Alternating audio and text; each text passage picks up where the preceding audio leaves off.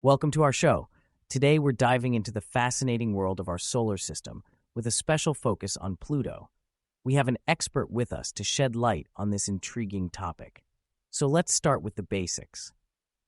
Can you tell us about the structure of our solar system? Absolutely. I'm excited to be here.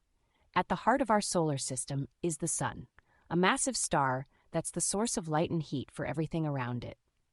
All the planets in our solar system orbit around this central star. Wow, that's amazing. So how many planets are there exactly? Well, that's an interesting question. If we count all the celestial bodies, including Pluto, we'd say 9.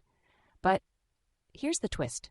Pluto is now considered a dwarf planet due to its small size. So officially, we now have 8 planets in our solar system. Hold on, Pluto's not a planet anymore? That's news to me. But before we get into that, can you tell us more about these planets? Sure thing. Unlike the Sun, planets don't produce their own light or heat. What we see when we look at them is actually reflected sunlight. That's how we're able to spot them from Earth. Fascinating. I've always wondered how we discovered these planets. Was it all at once? Not at all. It's actually a great story of scientific progress. Ancient civilizations discovered 5 planets without any telescopes: Mercury, Venus, Mars, Jupiter, and Saturn. They were visible to the naked eye. No way. So they could just look up and see them? Exactly. But here's where it gets interesting. As science advanced, we realized that Earth itself is a planet, just like the other 5 orbiting the Sun. That brought the count to 6. Mind-blowing. What about the other planets? Well, Uranus and Neptune were much harder to find because they're so far away. It wasn't until about 300 to 400 years ago that scientists discovered them using telescopes and complex mathematical calculations. And Pluto? When did we find out about it? Pluto came even later, about 200 years after Uranus and Neptune. It's incredibly hard to see, even with our best telescopes today. Really? But we have such powerful telescopes now, don't we? We do, but even the Hubble Space Telescope, one of our most advanced instruments, can only capture a blurry image of Pluto. It's that far away and that small. Wow, I had no idea. So how did scientists even spot it in the first place? It's quite a feat of scientific observation. When Pluto was first discovered, it appeared as nothing more than a tiny dot. Scientists had to be extremely careful and attentive to notice it at all. In fact, the first image of Pluto was just a small point indicated by an arrow. That's incredible. But wait, I've seen some pretty clear pictures of Pluto. Where do those come from? Great question. Those clear, detailed images aren't from telescopes. They're from the New Horizons spacecraft. After a 9-year journey, it finally reached Pluto's vicinity in 2015 and captured the first clear photos. That's when we got our first real understanding of what Pluto looks like.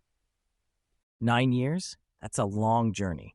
So, coming back to what you mentioned earlier, why isn't Pluto considered a planet anymore? Well, it all comes down to size. Pluto is significantly smaller than the other planets, even smaller than our moon. To give you an idea, if you look at an image comparing Earth, the moon, and Pluto, you'd be surprised at how tiny Pluto is in comparison. Wow, I had no idea it was that small.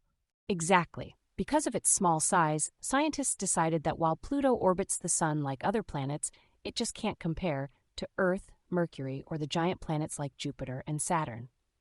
So in 2006, they reclassified Pluto as a dwarf planet. That must have been quite a change for astronomers and educators. It certainly was. It changed our solar system from having 9 planets to 8. But it's important to note that Pluto still exists where it always has. It just isn't called a planet anymore. That's fascinating. I bet a lot of people still think of Pluto as a planet, though. You're right.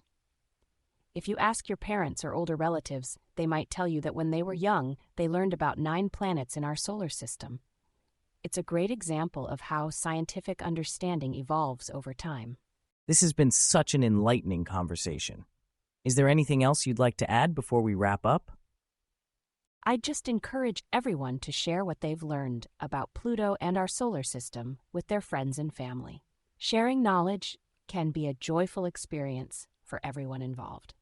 That's a wonderful suggestion. Thank you so much for joining us today and sharing all this fascinating information about our solar system and Pluto's journey from planet to dwarf planet. It's been my pleasure. Thank you for having me.